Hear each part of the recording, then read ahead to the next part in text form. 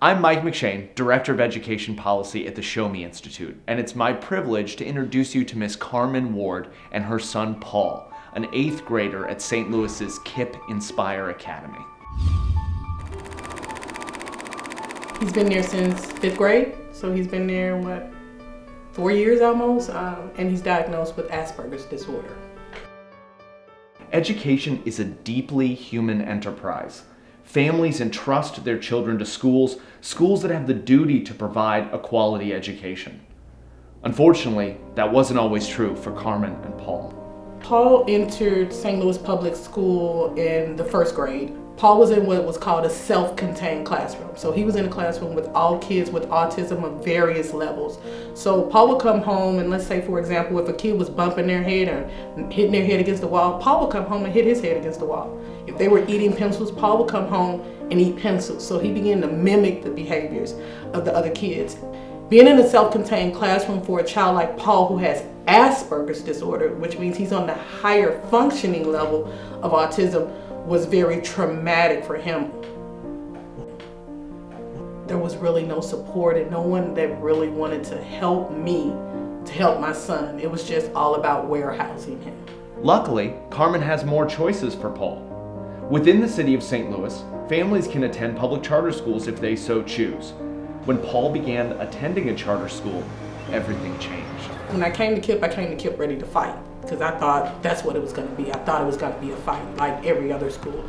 But what happened was I was introduced to his support team and they were different. They were more like a family structure. So coming into KIPP, they immediately laid out an IEP that would fit Paul's needs.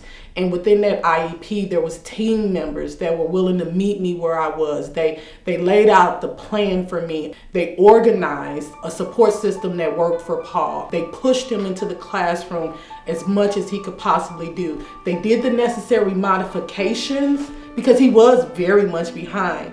And then once he caught up, then they started slowly taking away modifications that he no longer needed. And as Paul improved and grew, they gave him like different reward systems when he met the marks of what a KIPP kid could do, because KIPP has a goal, KIPP through college. So they meet that child where they are, and then they raise the expectation as the child thrives.